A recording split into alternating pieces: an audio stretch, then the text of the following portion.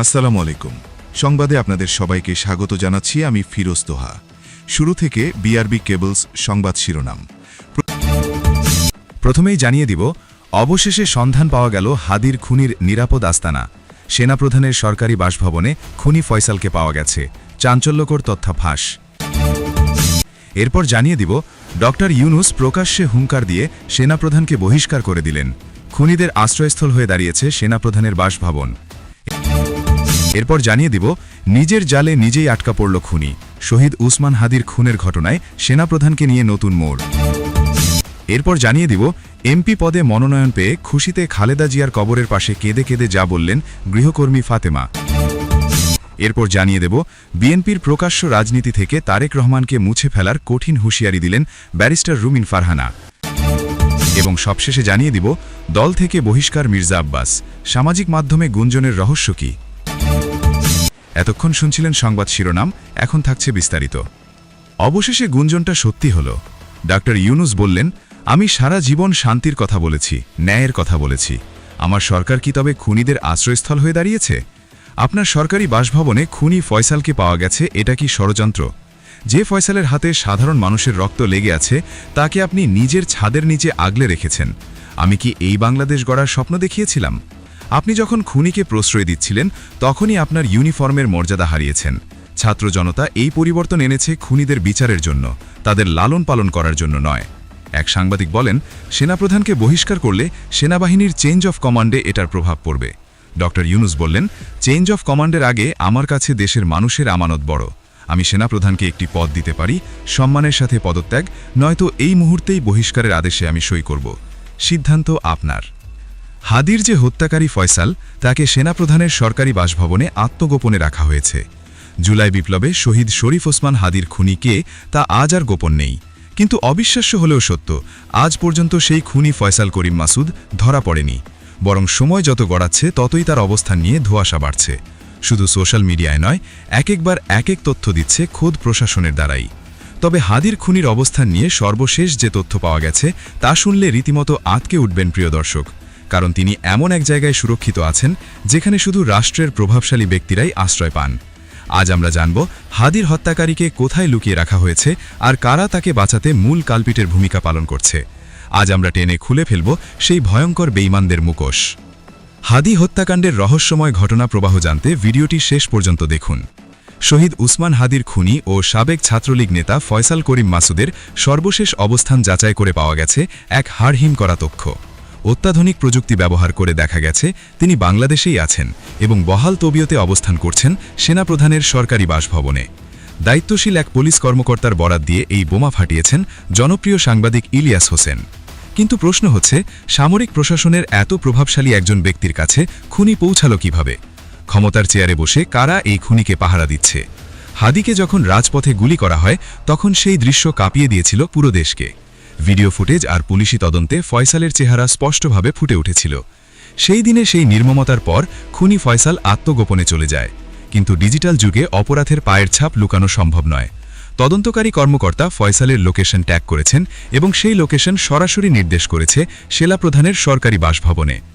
যখন পুলিশ কর্মকর্তারা নিশ্চিত হলেন যে হাদির খুনি এই সেনাপ্রধানের সরকারি বাসভবনেই আছে, তখন তারা সেখানে অভিযানের প্রস্তুতি নেন। কিন্তু এই পর্যায়ে শুরু হয় আসল নাটক। সেনাপ্রধানের বাসভবনে পুলিশকে ঢুকতে বাধা দেওয়া হয় উপরমহল থেকে। খুনি ভেতরে আছে জানার পরও প্রশাসন তাকে ধরতে পারেনি, কারণ উপরতলার নির্দেশ ছিল নো এন্ট্রি। প্রশ্ন জাগে, একজন শহীদ জুলাই যোদ্ধার খুনির সাথে একজন সেনাপ্রধানের কিসের সম্পর্ক? পরবর্তীতে কি তাকে সেখান থেকে নিরাপদে সরিয়ে দেওয়া হয়েছে? এই জবাবদিহিতা জনগণের দাবি। যারা জুলাই বিপ্লবের কথা বলে উপদেষ্টা হয়েছেন, তাদের নাকের ডগায় এই খুনিরা ঘুরে বেড়াচ্ছে। একদিকে জুলাইয়ের শহীদদের নিয়ে শোক প্রকাশ করা হচ্ছে, অন্যদিকে হাদির খুনিদের ভিআইপি প্রোটোকল দিয়ে লুকিয়ে রাখা হচ্ছে।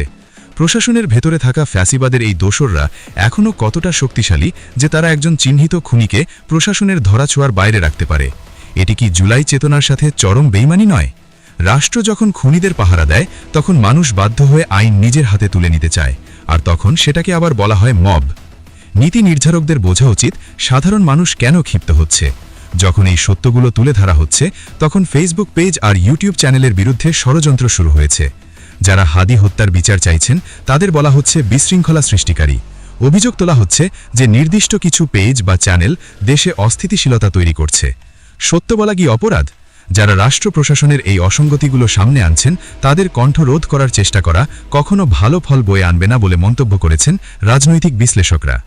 অন্তর্বর্তীকালীন সরকার আসার পর মানুষ আশা করেছিল খুনিরা ডান্ডা বেরি পড়ে কাঠগড়ায় দাঁড়াবে, কিন্তু বাস্তবে কি দেখা যাচ্ছে? নদী থেকে একের পর এক অজ্ঞাত লাশ উদ্ধার হচ্ছে, আর হাদির মতো প্রতিভাবান তরুণ নেতার খুনিরা সেনাপ্রধানের বাসায় আতিথেয়তা পাচ্ছে। এমন পরিস্থিতিতে নিজেদের প্রতারিত ভাবছে সাধারণ মানুষ। বাস্তবতা হচ্ছে হাদির খুনিরা আছে আমাদের নাকের ডগাতেই, অথচ হাদি গুলিবিদ্ধ হওয়ার পর থেকেই ফয়সালের অবস্থান সম্পর্কে বিভ্রান্তিকর তথ্য ছড়ানো হয়েছে। হাদি গত বছরের 12ই ডিসেম্বর ঢাকার পুরনো পল্টনের বক্স কালভার্ট রোডে গুলিবিদ্ধ হন। এর পরপরই সোশ্যাল মিডিয়ায় ছড়িয়ে পড়ে ময়মনসিংহের হালুয়াঘাট সীমান্ত দিয়ে ভারতে পালিয়েছে হাদির হত্যাকারী ফয়সাল ও আলমগীর। আবার কেউ কেউ বলেন তারা সিলেট সীমান্ত দিয়ে পালিয়েছে। এমনকি ফয়সালকে সীমান্ত পার করে দেওয়ার অপরাধে দুইজনকে গ্রেফতার করে রিমান্ডে নেয় পুলিশ। পুলিশের পক্ষ থেকে এটাও জানানো হয় যে ফয়সাল ভারতের মহারাষ্ট্রে অবস্থান করছেন, যা মোবাইল ট্র্যাকিংয়ের মাধ্যমে জানা গেছে।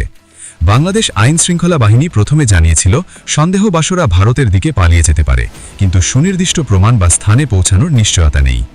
এর সপ্তাহখানেক পরেই আবার তথ্য বদলে যায়।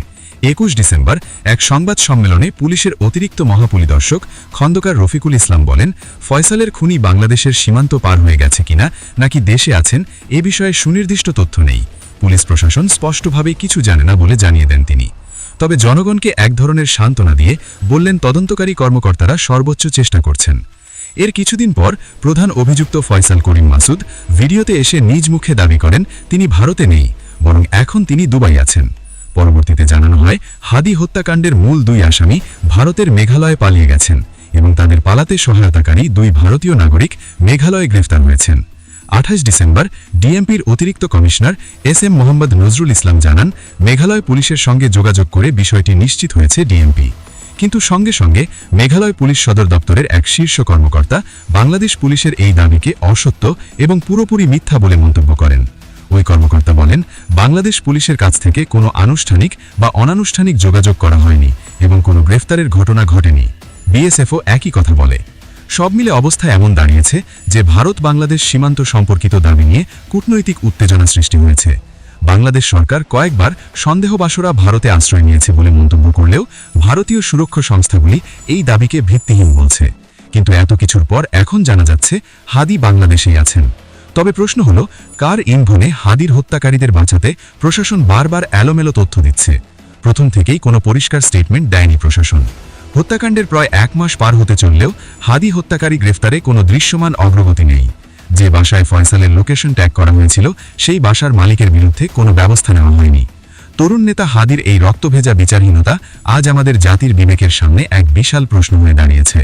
যে জুলাই বিপ্লবের উপর ভর করে আজ অনেকে ক্ষমতার মসনদে এসেছেন, সেই বিপ্লবের অগ্নি সৈনিকের খুনিকে রাষ্ট্রীয় সুবিধা দিয়ে আড়াল করা কেবল শহীদদের সাথে বেইমানি নয়, বরং এটি একটি নতুন ফ্যাসিবাদের পদধ্বনি। যখন সেনাপ্রধানের সুরক্ষিত বলয়ে খুনিদের অবস্থানের গুঞ্জন ওঠে এবং প্রশাসন তথ্য বিভ্রান্তির ধূম্রজাল সৃষ্টি করে, তখন বুঝতে হবে খুনি ধরার সিস্টেমটি এখনও বদলায়নি। বিচারের বাণী যখন নিভৃতে কাঁদে, তখন রাজপথে আবার উত্তাল হওয়া স্বাভাবিক। জনগণের ট্যাক্সের টাকায় পালিত প্রশাসন যদি খুনিদের পাহারাদার হয়, তাহলে সেই প্রশাসনের বৈধতা নিয়েও প্রশ্ন উঠবে। মানুষ আজ চিৎকার করে বলছে, হাদির রক্তের প্রতিটি ফোঁটা আজ বিচার চায়। প্রিয় দর্শক, আপনারা যারা হাদি বিচার চান, কমেন্টে লিখুন হাদি বিচার চাই। দর্শক, এতক্ষণ সংবাদটি শোনার জন্য আপনাদেরকে ধন্যবাদ।